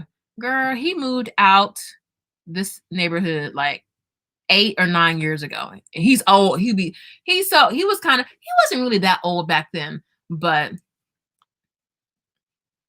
Ike, you know your refrigerator was nasty, so I'm not saying your last name, and that's a pseudonym right there. That's not his name. So I don't care. He knows. I'm offended that he put me in that situation. He almost traumatized me. At least it wasn't like a woman in there, right? A head. Yes, let's do Clubhouse. Are you guys on Clubhouse? Are y'all really on Clubhouse? Because I subscribe to so many people, and I don't know. But if you guys want to do Clubhouse, I'll go create a room or whatever you call it. You can create your own Clubhouse room. All right, so there are tons of homeschoolers because, well, when I got my invite in December, there were only 2 people that had like homeschool. Now there's more. It looks like there's more. Oh, I see a little bit more. Okay, I guess more of us are getting on. Oh, I see more. Because back then it was like 2, and they were. I was like, I'll subscribe because I'll support a homeschooler, but I wasn't drawn to, because when you're doing those kinds of podcasts where you don't have video, you got to be engaging. You got to have the voice, the personality to keep people, engaged. So I'm real picky. I'm like, don't put me to sleep. That's all I'm saying. Lily, are you on Clubhouse? Okay, what's your Clubhouse? Share that with us, and I'll join you. I'll join you. Create your room. Look, y'all know I'm on YouTube. I'm on IG. I'm kind of flirting with Twitter. I've had a Twitter account for like 6 years. Don't really use it. I don't know if I can add another social media platform. Y'all gonna have to push me or grab my hand and pull me in. But if I'll see. I'll go check these people because they weren't here back in December. It was like 2, maybe 3 homeschoolers. I'll go check the lineup. Yes, this is my first time I've heard of it, says Silly Mommy. You talking about Clubhouse? All right, good info to know. Okay, so I am caught up with my comments. Now, does anybody have any other questions about the curriculum? The main reason why I wanted to come on here was just to give you your free giveaway and really to get you thinking about next year. Because listen, if you want things that are free, it might take you some time to locate those resources or barter with somebody. So if you start now, when things come up, you'll already know, oh, that's on my list. And so you won't let it get away. But if you just like, la, la, la, la, la, la, and you haven't done anything, then it's June, July, and then you start thinking about your curriculum, well, you might have missed some good sales or good opportunities months back. So start now. I would recommend going to the welltrainedmind.com page and go to the forums and then type in whatever grade level your child is going to be in. Type in that plus 3rd grade planning, 10th grade planning, because they have threads and they get really big. And then you can see what other people are doing. And a lot of times they'll kind of give their reason why they're choosing something. So they'll have like a bullet list of the subjects: English, writing and rhetoric, rod and staff, writing with ease. And then after they list all of their choices, they'll kind of explain, some of them do, they'll explain why they're choosing that, and they'll ask questions. Do you think this is rigorous enough? Do you think this is too much based on the other classes my kid is enrolled in? I see that a lot with high schoolers. They're trying not to overwhelm their children, so they're like, okay, is Derek Owens, is this too much if we're doing, honors chemistry with Wilson Hill Academy or, AP homeschoolers? So, just get it down on paper, and then we're going to do our Zoom, and then, let's just talk about things. Okay. You might find someone who has what you want, and they might just send it to you, or you might be able to barter or swap. Okay. Or they might know of a resource where you can go to get stuff for free. So I know with Charlotte Mason, a lot of the stuff is online free, like through Project Gutenberg. A lot of stuff you can get there for free. So there are many ways to skin a cat. I'm going to get out of here in 2 minutes because it will have been 2 hours. So let me answer these last few comments. At least there wasn't a head in there, girl. Listen, true crime. My mother, first of all, had us watch what she called spookies. She was into Boris Karloff, Vincent Price, Alfred Hitchcock. She loved thrillers and scary movies. So I was traumatized as a child. And then later on in life, she got into true crime. So when I would go, I used to live with her after I graduated from college. Before I moved to New York City, I lived with my mom. And oh my God, she would, and there are like more than one versions of true crime. They're like different names on different channels, and she would watch them all. And she still had her VHS, and she would record those shows. And I'm like, oh my, and she would write all the little titles down, all the little different episodes. I'm like, oh my God. But yes, true crime, all the stuff, all the shenanigans of who did it. And, you know, so yeah, I love my mommy though. Awesome info as always. Stay blessed. Oh, you're welcome, Victoria. And ladies, thank you so much. You gave me so many notes to add so I can go research and explore further. So thank you so much. Listen, I'm gonna need some of y'all. Don't be shy. Listen, I flub my words. You know, my words, you know, I'm not always the most articulate. Because, you know, I chop my words up, and you would not believe I have a degree in broadcast journalism. You would not believe that. Really, it's just journalism. But if you want to come on and share your knowledge, I'm not going to call out any names, even for like 5 or 10 minutes. Or if there's something you want to talk about, let me know, because I have a link that I'll send you, and then you just click on that, and then it'll send you, hey, are you ready to go live with Niki? And then you just click that little button and boom. So if you guys want to come on in, I'm tired of doing all the talking. I need time to let y'all talk so I can sip my hall pass. Ooh, this is a mess. So don't be shy, Samantha, Aaron, Victoria. Usually Shatona comes in, but I know she got a lot going on. You ladies always give lots and lots of great advice. You've done it for a long time. So if you want to come on in, if you have something you want to promote, come on in. But other than that, I'm going to get out of here and get ready for our Eddie Murphy night. And I will see you guys next Friday. I don't know what the topic's going to be. I might put out the poll again, but I'm going to be here Friday. So I hope you guys will be here Friday. I love you guys so much. Don't forget to hit a like on your way out, please. Help me get my my videos pushed out on YouTube so some more people can, you know, partake in this, and I get more views, okay? No shame in my game. But anyway, I love you guys. I love you so much. And y'all stop leaving comments. I'm trying to get out the door. Yes, wonderful information. You're welcome, Kat. Victoria, Niki, don't sell yourself short. You're great.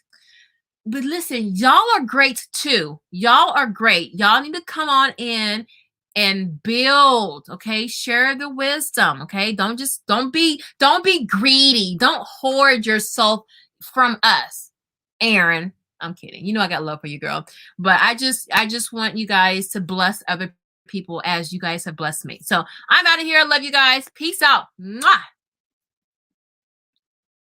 Bring your hall passes next time. Bring your hall passes.